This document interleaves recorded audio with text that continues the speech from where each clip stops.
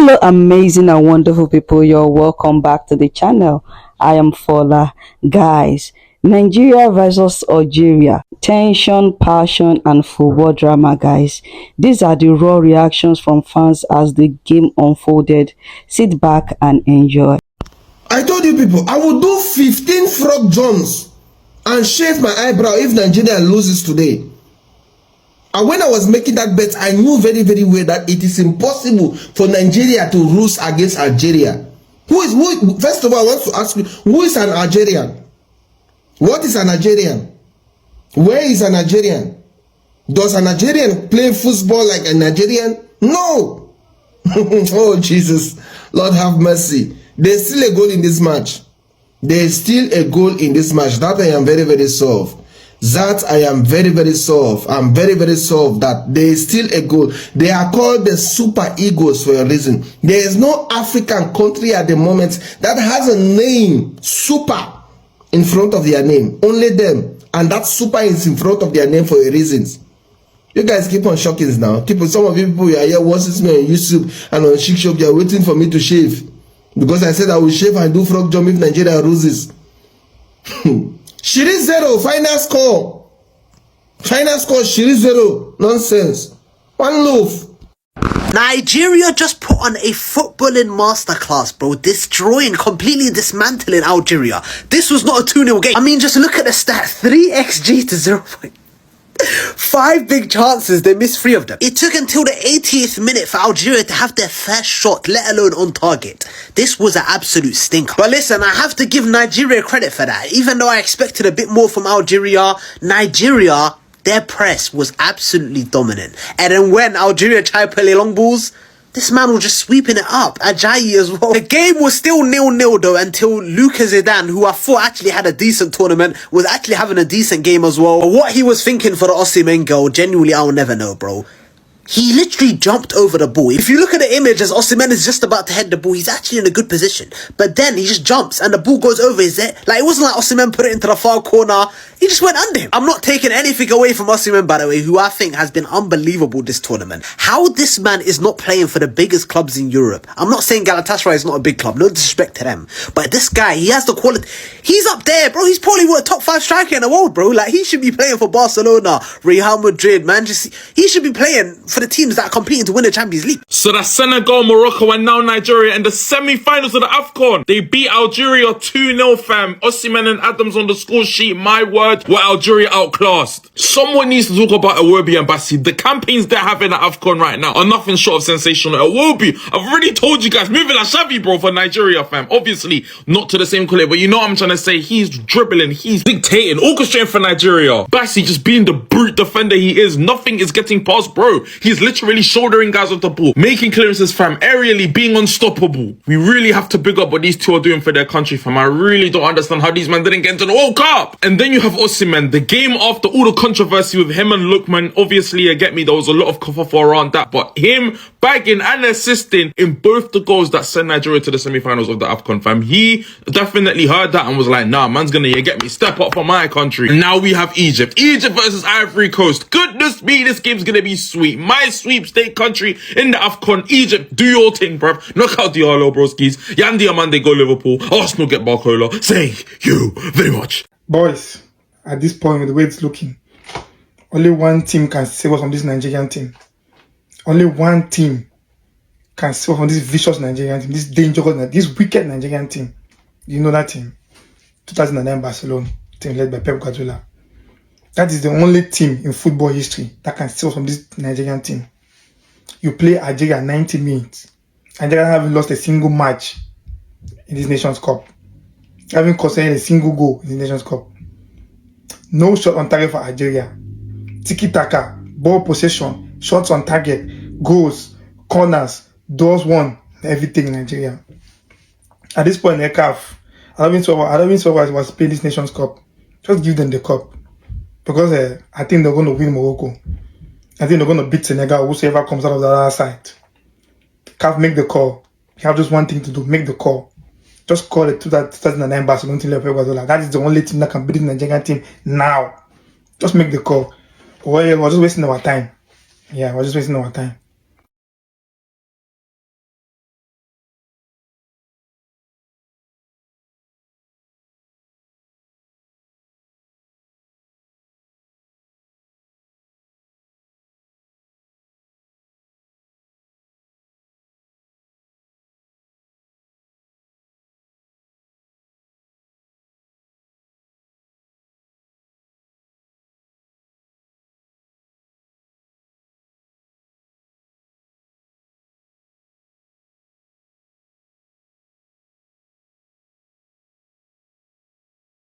Why this Nigerian team no dey Premier League? Why you now know dey Premier League? Now this team we need for Premier League so that they can stop Arsenal. Because these guys are coordinated. See ball. See ball. This is the Nigeria we know. This is how Nigeria is supposed to be playing. See, Nigeria made Algeria look very small. Like they made Algeria, as in Algeria, I was confused. I was asking myself, is this the Algeria that used to play ball? Is this the Algeria that used to ball? Eh? Just look at that domination. Starting from the first half, we would have scored like 2 goals in the first half. If not for the chance Osimhen and Dakada missed. And during the second, once we entered the second half, they said, Osimhen and Dakada said, calm down, we go run now. And they did it. Just see that wonderful, that powerful header from Osimhen. And that wonderful, skillful goal by Akwadas. Nice one, Nigeria. Nice one. This is how we want to be playing.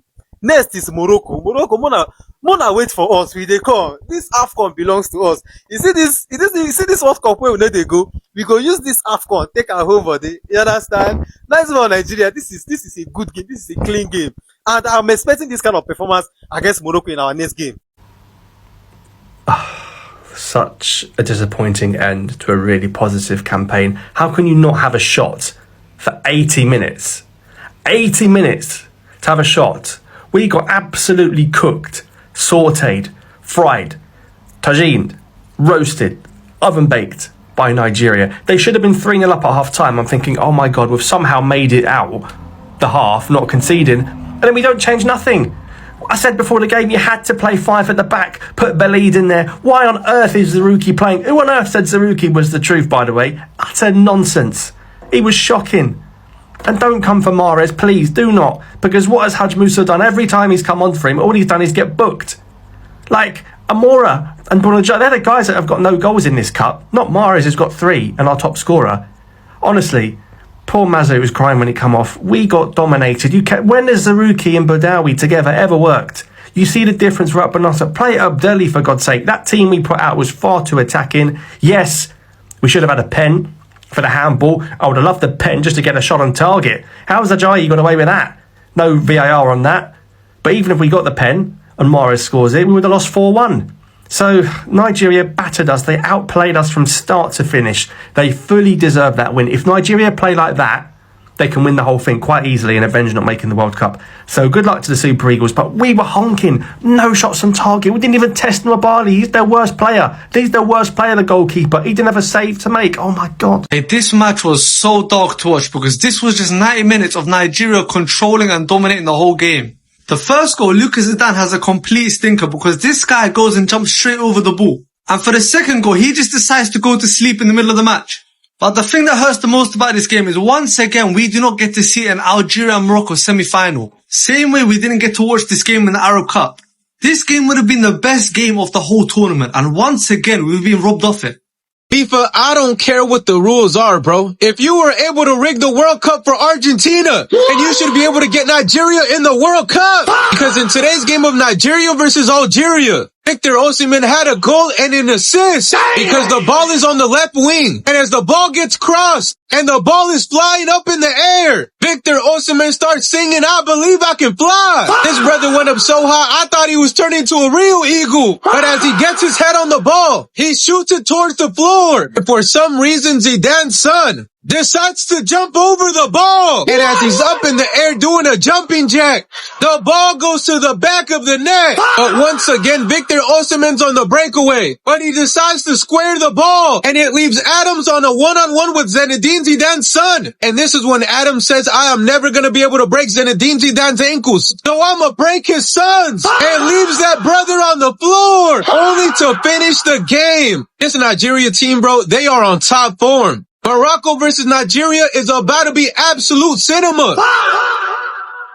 Okay, so massive congratulations to the Super Green Eagles of Nigeria. The truth is, today they were absolutely better than Algeria from all angles. From the first half to the second half, they really played a very good game, and as a team. In fact, it was a game they could have even scored more. Looking at the chances that Akua Adams couldn't score, and the one that he headed and he hit the woodwork. Again, Nigeria had a couple of chances throughout the game. They were absolutely better than Algeria. Now they've booked a place in the the semi-finals. And why is it that people are thinking because Nigeria are facing Morocco, Nigeria will be out? Look, in as much as I respect the Moroccan national team and the way they play and the team's balance from defense, from the goalkeeper to even the attack of Brahim Diaz and El Kabi, Nigeria is the team with the most goals in this very tournament. I stand to be corrected. So that should tell you that they also have their arsenal. Yeah, it's always difficult playing against the host country, but majority of the time, if you are able to eliminate the host country, then you go for the gold.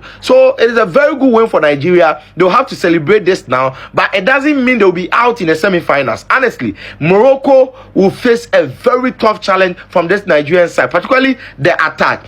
I had my issues with Akko Adams in terms of conversion in this very game. But then, the way he complements the likes of Lookman and Osimhen has been brilliant, and that is why this Nigerian attack is very ferocious in this very tournament. Truth is, Osimhen is the standard, as we all know. He will always complain, but he will always deliver, and that is one thing that I like about him. You can hate him, but when it comes to on the field, fighting spirit and showing that level, that class, honestly, he always do this and make sure Nigeria go through. It is very good for a country that couldn't make it to the World Cup. Now they are in the semi-final of the AFCON Cup of Nations. And I know you might be wondering why I'm wearing Manchester City's jersey. Truth is that henceforth I'll be wearing this jersey a lot of times. Of course, you know my player Antoine Semenyo now plays for City, and he scored on his debut, assisted. What a week that he's had, scoring for Bournemouth, and then as a farewell goal that made them won their previous encounter, and then coming to City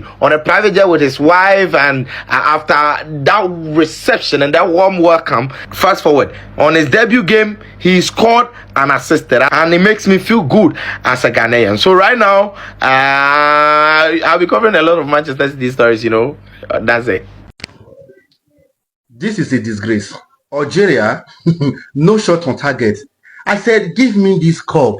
No stress me. See, this 2-0 did not tell the full story. And if you not watch the match, you miss. The way we played Algeria, the chances missed. The way we played them, is disgraceful. If country play me like this, I not go watch ball again for like 6 months. The way we played Algeria, the way we played them this night. If my country play my country like this for 6 good months, I not go watch them. It's a disgrace. We useless them. I said, I watch everything in this tournament. I said, we are far the better side.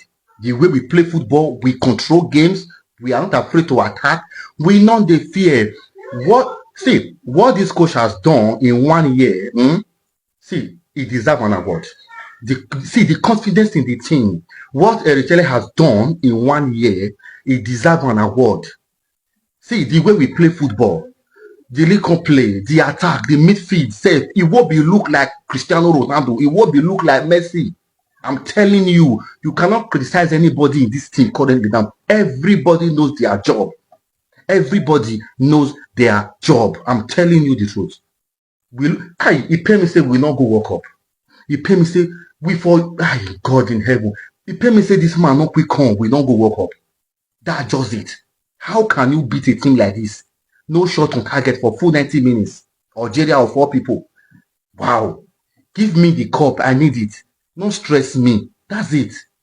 Even though we came into this game with a hate watch, Nigeria, but you obviously can't, and I said earlier, we all expect Nigeria to win this game, but we're all going to hate watch anyways. But another thing is the way they've won this game. Total dominance. Algeria couldn't breathe. Algeria could not even take a breath. When Algeria player takes a touch, 3 Nigerian players around him. Aggressive gegenpress. That is gegenpress to the T. Nigeria were aggressive. And guys, their physicality. These guys are strong. These guys are strong. If you go here against a Nigerian, you're not winning. You're not winning. But total dominance. They literally outplayed them in every single aspect. And I coached you earlier, Algeria. I said overload the midfield. Overload it, but you never overloaded the midfield. And number 2, I said make sure you guys starve Osimhen of service. What happens? Cross, Osimhen scores. Another one, they play the ball through the channels straight to Osimhen, who creates it for the second goal. 2 things I coached Algeria. You did not tactically apply those things I said. But anyways, yeah, congratulations to Nigeria. Hey, listen, they outplayed Algeria completely. There is nothing else that can be said. Nigeria today were basically ruthless, and this is the best I've seen Nigeria, perform this whole tournament. I haven't seen them perform this good any other game. Today, they're showing that they want this AFCON trophy. They really, really want this trophy. So I'm always hate watching them against them, but for performance like that, you can do nothing but applaud Nigeria. Well done to Nigeria for getting through to semis like that.